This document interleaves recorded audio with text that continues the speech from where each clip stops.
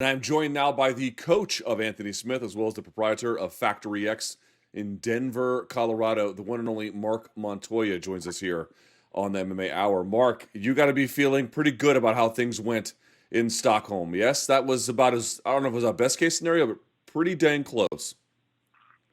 Hey, what's up, Luke, man? Thank you for having me back on the show. Yeah, I'm still actually in Stockholm, getting ready to leave here in a couple hours, and I don't know if we've slept, man. It's been an amazing night last night and an amazing day, and I'm just super happy and proud of Anthony's performance and the whole thing.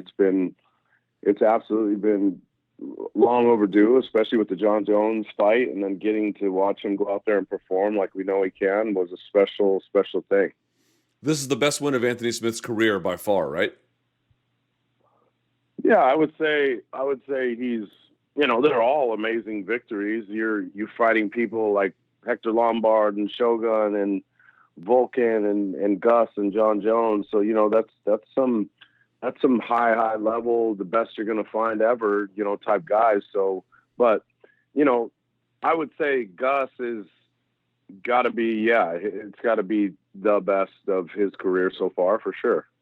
All right, so let's talk about the fight itself. I thought it was maybe the third round, where maybe it was the second round, but there was a middle round where I thought Gustafsson had a bit of a rallying moment. But generally, it kind of felt like Yep. Anthony was patient, and certainly we'll talk about the ground in a second. But in terms of the stand-up, how did you feel like things went? Yeah, so to answer your question, it was the third round. I thought that the third round, Gus won, and between the round, or it could have been, no, it was the third round for sure. So I felt like Anthony won the first two and lost the third. It was 2-1 going into the fourth. I told Anthony between rounds, listen, man, you gotta up your volume here. The only reason that we're losing that round is because of that. He mentioned to me he thought that he might have broke his hand. We still don't know if that's true or not. We're waiting to get back to the States, but I think that played small part into him not throwing the volume that he needed in the third round. And I told him in the cage, I said, stop processing and work on instinct. And he reacted quickly. He did that, and I was very happy with what he did in the striking department. We knew we had a really good idea that Gus would move, and like you and I talked, actually, you had mentioned him being a matador versus a bull, and I think he did exactly what you and I talked about and move his feet, and we had to corral him and try to put him in range. And I think every time that Anthony was trading with him and on his feet doing what he does, that Gus felt that. And when he felt like the striking was even, or maybe Anthony was winning, he started working more toward the takedown, and we're okay with all that. And obviously see where the fight went once it hit the mat. So one of the things that I picked up, again, I need to go back and watch the fight for some specificity's sake, but one of the things I noticed was you guys putting together combinations with stance switches as well as encroachment at the same time. So there was this play of stance, this play of distance, in a way to just kind of confuse him, push him back, but push him back in a way where he didn't know what decision to make. And I felt like some of it didn't work. I felt like some of it really did. To what extent was that a part of the game plan? It was a big part of the game plan. I think, in order to stop somebody's feet, you've got to either go to where they're going, so you cut them off and not chase, or you've got to confuse your movement in their head so that they stop all of that moving. If Gus keeps moving and we chase, then we're going to run into something we don't want to run into. And we knew that going into that. And that's one of the reasons why you'll see him, moving, like you just mentioned, in space with combinations before he ever wanted to do anything, because we needed to get to the spot where he was headed so we could cut off and not chase. So in the end, this was a fight that was decided, I suppose. I mean, the groundwork was laid on the feet, but in the end, it was decided on the ground. When it went for to the sure. ground, were you concerned he might fall off the top? Like, what were you thinking as he had the back? Yes, for a split second, he got a little high, and his head was getting over Gus's head, and in the corner, Scott and I made some good adjustments, made some adjustments between each other about what we were going to articulate, and Anthony made an amazing adjustment in repositioning, and then once Anthony gets your back, and especially if he gets the body triangle in like he had, I've not seen him lose that position before, and in practice and all that, all the stuff we've ever done, he's always dominant there and finishes a ton from there. So we were really confident when he had him, especially as much time as he had on the clock. I felt like as long as he doesn't slip off there, he either has to figure for the far side arm or grab the leg, and he chose to do the arm, and that was what Scott and I were talking about in the corner, and articulated that to him, and Anthony, of course, delivered. And once he was able to flatten him out, that's the worst position in MMA to be, is on your stomach flattened out. That's terrible. And obviously, we'd love to get any opponent there. So we were super confident once he made that small adjustment and was able to get him down. Did Gus more or less do what you thought? Was there anything different? There were at times where he was being that matador that we had talked about. There were times where he was kind of coming forward too in ways I wasn't all. I don't know. In some ways, Mark, here's what I guess I'm driving at. There was a lot that I recognized in classic Gus, and then I could tell there was a lot of confusion as well. Some of that you absolutely have to attribute to Anthony, of course. I guess I'm wondering what you saw in terms of what you had expected versus what you got. I didn't see anything that was unexpected. I'll tell you what, I've said this many times since preparing for John Jones. After preparing for John Jones, I haven't looked at a fighter since where I've been like, this is something to really solve, because John, that was one of the toughest puzzles I've ever looked at. And when I looked at Gus, this isn't to discredit him, because I have nothing but amazing respect for him. He's been a trailblazer and a legend of our sport. But when I watched him in the cage, it was what we anticipated and what we thought. And I knew that his rear side uppercut was a weapon that he likes to use, and he does it a lot off of his jab, and he does it a lot off of moving to his right. And moving to his right is where he'll hit a stop and dart toward you and hit you with something that you just didn't see coming, because he makes opponents feel like they're safe, and yet they're not. And so, no, there really wasn't. When he did start to own the center a little bit, and not play so much the matador role like you had mentioned, that didn't surprise me, because I've seen in other fights that he'll do that, especially when his footwork isn't doing what he needs it to do to get the job done. And so he would get toward the center and sometimes try to run there. And I was fine with them being in the center at all times. I had no concern about that. I feel like we win that fight all day right there. So it was a matter of getting him frustrated and bringing him back to the center. When I saw that happen, in my head, I was like, great, we've got him in a position where we want, because he's somewhat confused and losing a little bit of his game plan, and that's to move. So now he's on the center. So I was good with all that, and none of it really surprised us. I want to talk about what this means for Anthony in just a second, but if you could, Coach, could you comment on it was so hard to watch on TV, right? Because as you mentioned, on the one hand, Anthony's your, I'm sure, friend and pupil, and it was amazing. I thought this was a phenomenal win for him. On the other hand, these exits from MMA, unless you're George St. Pierre, God, they are brutal to watch. They are awful. They happen under terrible circumstances where, the guy was just longing to get a win in his hometown, and a challenger like Anthony comes and takes it away from him.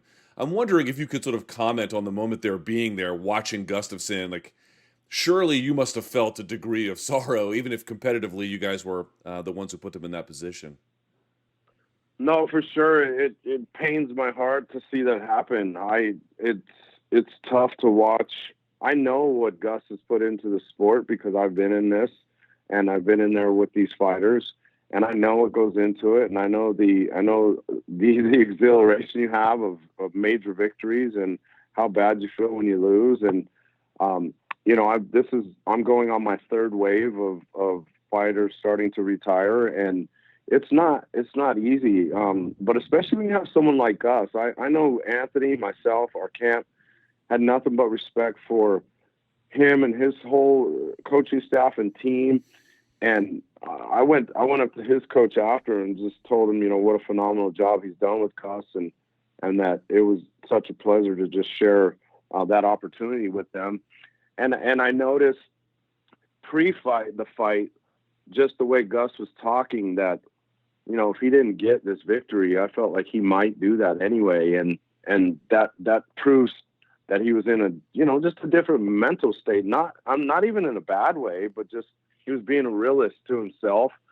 And I also appreciate the fact that he didn't win the fight in his home country or his hometown, but has recognized that, okay, I'm not going to sit in here for too long and diminish his returns and walk away still, in my head, a true legend and an amazing ambassador for MMA. And that takes us to you, Anthony Smith. There's those quotes, and sometimes they're so cliche, and I don't think Anthony said it. I've heard other athletes say it a million times, which is, I'm going to show you how great I am. There's this interesting process playing out, Mark, where I think Anthony has believed in his upside for a very long time. And as you know, there's probably been some cynics in regards to what that upside might be. And yet, slowly but surely, he is beginning to do exactly that. I still think there is some pervasive criticism. It's hard to get rid of all of it, Mark. But I wonder if you think this was a bit of an attitude-changing fight in the general sense of how he's viewed. Yes, I think people for sure are going to continually look at him and go, he's opening my eyes. I'm more of a fan. I think he can do it, those type of things. But you're also going to get the fans that are going to say, like they said on Anthony's come up, hey, Gus retired, you caught him at the end, blah, blah, blah. They're going to say those kind of things too. So you're never going to please everyone. And at the end of the day, that's not what we're doing this for. But I completely get what you're saying. Is it another breakout performance to solidify that he's a real contender and can be a world title holder? 100%. I know we didn't get to show it in the Jones fight, and I know when you asked me the question the other day, who poses John Jones the biggest threat, I said it's Anthony, and I still believe that, and I know what he's capable of. He was able to show and prove that, and went out there and finished one of the best light heavyweights of all time. And the great part is that he should be sitting in the driver's seat to go and fight whomever wins. When Jones and Thiago fight, he should fight that winner, because he has earned his opportunity again to fight for another world title. Did he exercise the demons from the John Jones fight? I mean, I know he got the win, but he was saying this wasn't about, and it's always about the win, but there was, I guess the point I'm trying to drive at is there was clearly an element gnawing at him that was about being in the moment and showing a full display and getting out there and kind of sweating and bleeding and exchanging and being a part of the fuller fighting process. Did he get that out of this one? Yeah, yes. And what he was after was the ability to go out and impress himself, and the ability to go out and give max effort. And I think those two things, or not I know that those two things are what was missing when he fought Jones, and that's why he felt the way he felt. And us included. We know what he's capable of. And I don't think you ever have a flawless performance. Even when you knock guys out quickly, we can go and assess things and break it down and be critical. So he wasn't after a flawless performance. He still has a bunch of work and growing to do. We're just getting started with him. He's still a project, and that doesn't mean that in a bad way. It just means in a good way that the guy still is evolving and getting better and putting himself in another title contention opportunity. And I think if you're being honest with assessment, if you're a fan or media or whomever, that you can see he's getting better, and that he's adding stuff to his game, and he's breaking some of his old habits. And I'll tell you, it's fun to watch on my end, but it's also fun to watch him go out there and win and perform. But honestly, he performed that way because of the lesson we learned against John Jones. I know it's a tough lesson to learn, but if we're going to get in there, let's at least learn. And he did that, and I really respect him for that. I wonder if you could speak to his improvement being tied to your relationship with him. Now, I know what you're probably going to say. You're going to say it's about him and the work he put in, and all of that is true. But you know as well as I do, Coach, that a lot of, in many cases, I should say, especially with the elite athletes and guys at the tops of the division, part of what is their success is a function of a deep and profound relationship with the right kind of coach. It's a tandem process in many capacities. I'm wondering if you can speak to what you've seen since you started working together and how important that has been for his arrival at this moment. Yeah, I'm going to go cliche for a second on you and say it is his work and his sacrifice and his family's sacrifice and him coming and getting out of his comfort zone and deciding to come to Factory X in Denver and work with us. Yeah, I'm 100% going to say that because that's all true. I'm also going to say that I think one of the pieces that was missing for Anthony when he came to me was he was looking for just a total package in leadership and to be able to create the synergy with technique, with personality, with game plans, with the whole thing.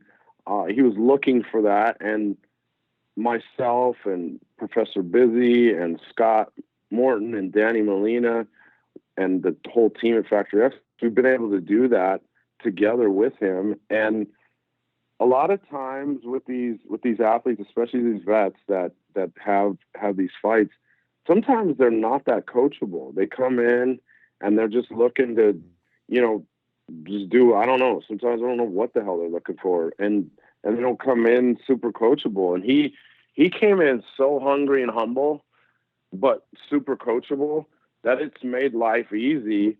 And then it's made life real easy for myself and Scott and Danny to coordinate and communicate when it comes to what's best for Anthony, and then him then listening to us. And I think that's one of his biggest attributes is he comes in as a vet when it comes to fights, amount of fights he has, and is still willing to be like, all right, coaches, show me the way. And that's one of the things that I thought was impressive. And I think if you notice in the fight, something that was interesting, and I thought about this today, is Anthony turned and looked at us in the corner 2 or 3 times in the fight.